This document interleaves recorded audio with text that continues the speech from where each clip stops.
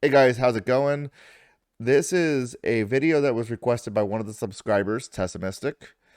Wag the Dog from 1997. It is clips from the video that are relevant today. Let's get into it.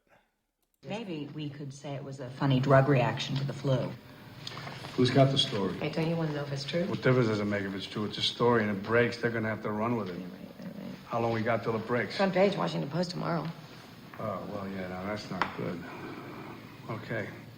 Just got to distract them. Got to listen 2 weeks till the election. What in the world would do that? What in the world would do that? Well, I'm working on it. I'm working on it. To go for smart bomb falling down a chimney. 2,500 missions a day, 100 days.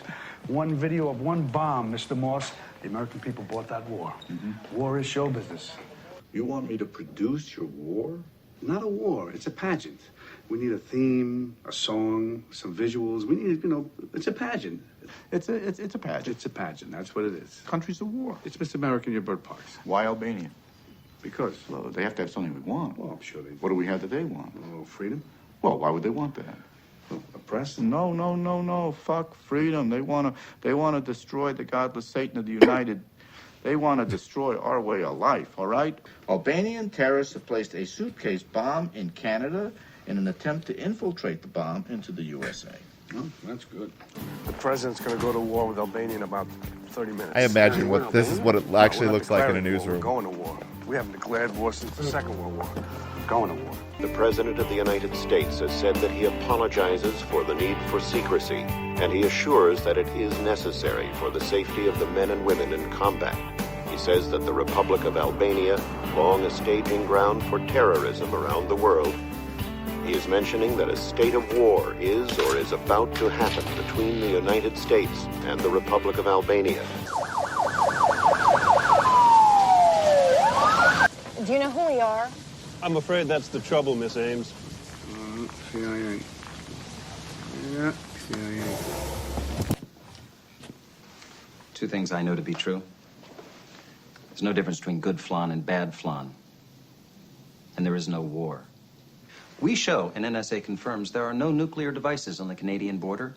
There are no nuclear devices in Albania. Albania has no nuclear capacity. Our spy satellites show no secret terrorist training camps in the Albanian hinterland. The Border Patrol, the FBI, the RCMP report no, repeat, no untoward activity along our picturesque Canadian border. The Albanian government is screaming its defense. The world is listening. There is no war. Of course there's a war. I'm watching it on television. The spy satellites show it, Mr. Breen. They show no war. Then what good are they if they show no war? I mean, what are we spending $250 billion a year in the Defense Department? What good are they if they show nothing? And what, are they useless? Are they just broke or what? I mean, what is it? If there's no threat, then where are you? Let me go you one more. If there's no threat, what good are you? Mr. Breen, you are the threat. I'm the threat. I am the threat. Well, what have I been doing the last 30 years that you haven't been doing? You want to fill me in on that? The last 30 years, Mr. Breen, I have been working to ensure the security of my country. As Oh, I'm have we sure all, that and speaks I would well like to of point you out and for that your the security parents. of this But country- if forced to choose between the security of your country and the security of this your country job, which would you is pick? not- And while you hesitate, permit me to suggest that they are one and the same, your country and your job. I'm doing my job, Mr. Breen. That's what you see me doing. I'm doing my job What is too, it pal. you were doing? I'm That's doing what I my would like job to too. know. And let me ask you something. Let me ask you a simple question. Why do people go to war? Why do they go to war? I'll play your silly game. Okay, why do they go to war? To ensure their way of life. Would you go to war to do that? I have. And if you went to war again, who would it be against? Huh? Your ability to fight a two-ocean war against who? Who? Sweden and Togo? That time is past. It's over. The war of the future is nuclear terrorism. It is, and it'll be against a small group of dissidents who, unbeknownst perhaps to their own governments, have blah, blah, blah, blah, blah. And to go to that war, you have to be prepared. You got to be alert. The public has got to be alert, because that is the war of the future. And if you're not gearing up to fight that war, then eventually the axe will fall, and you're going to be out in the street. And you could call this a drill, you could call this job security, you could call it anything you like. But I got one for you. You said go to war to preserve your way of life. Well, Chuck, this is your way of life. And if your spy satellites don't see nothing, if there ain't no war, then you can go home and prematurely take up golf, my friend. Because there ain't no war but ours.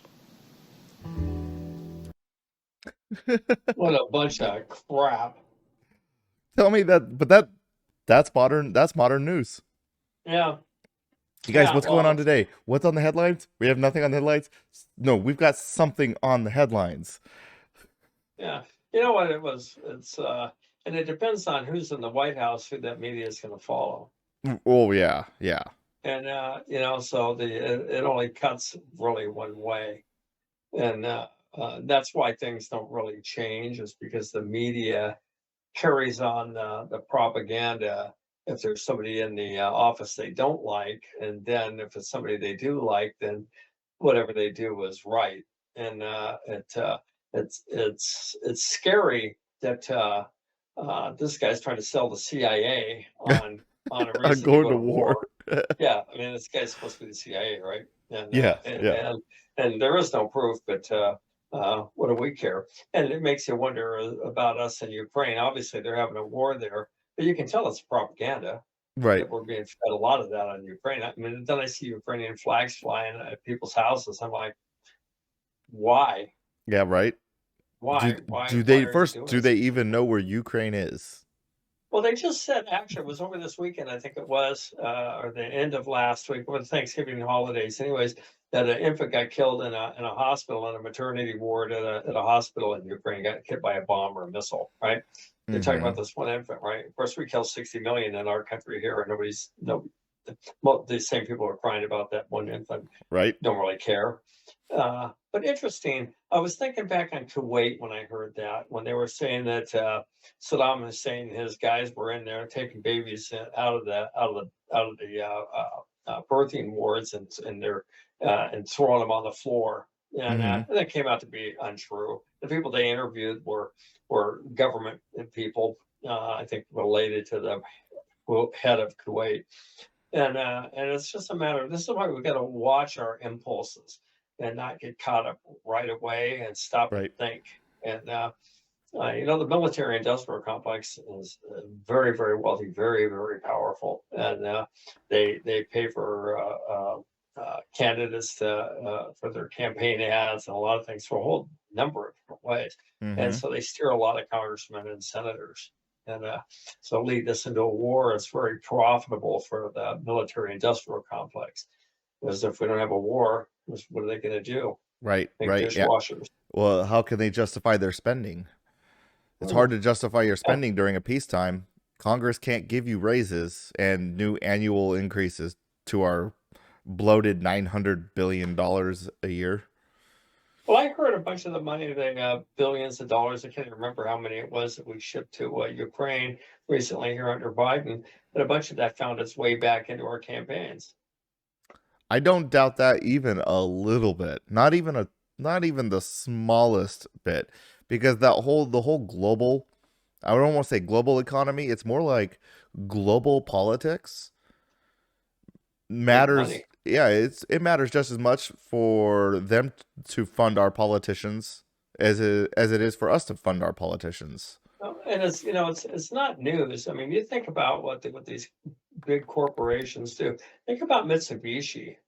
Think about Nissan. Right. There are a lot of them out there. The coffee pot Krups. All huge military industrial complex in Japan during World War II. Yep. and Germany in World War II. Volkswagen.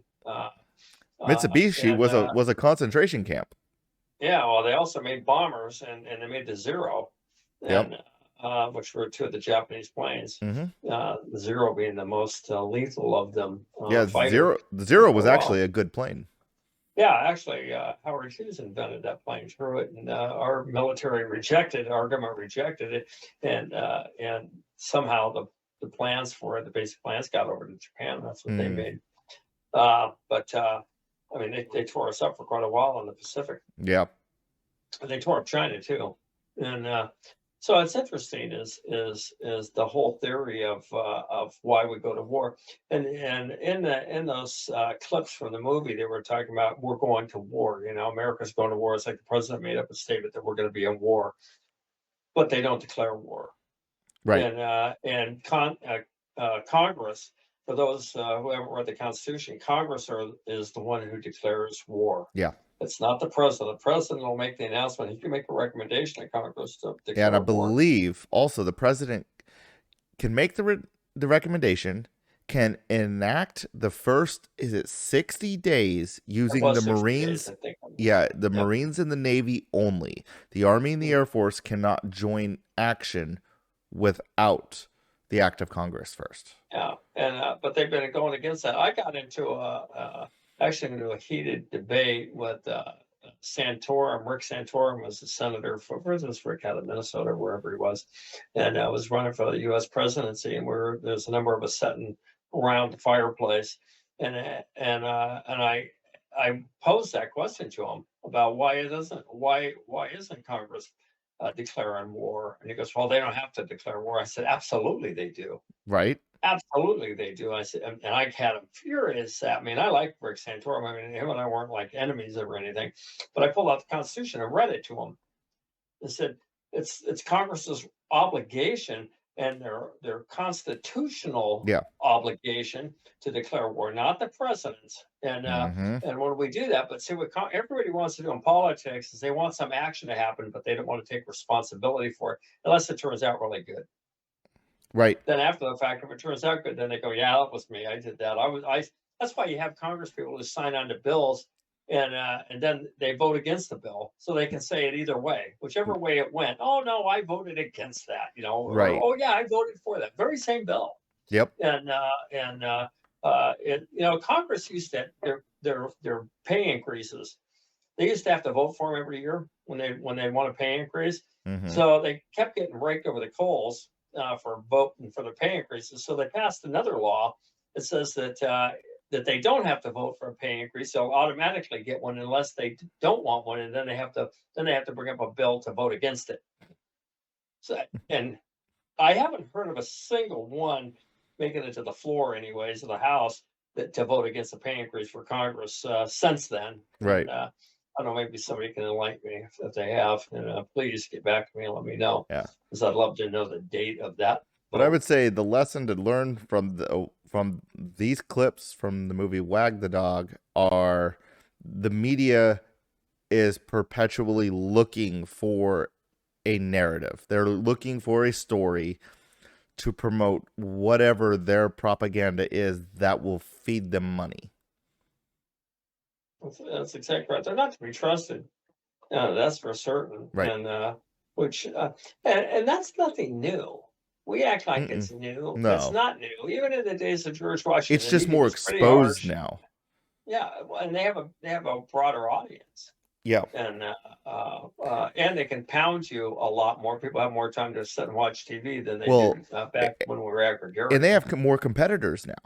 Every single one of us, people like what you and I are doing, or any YouTubers that are just covering topics, we're giving our own view based on the facts that we see, and we present it to the audience. That is a direct competition to any one of the big news outlets.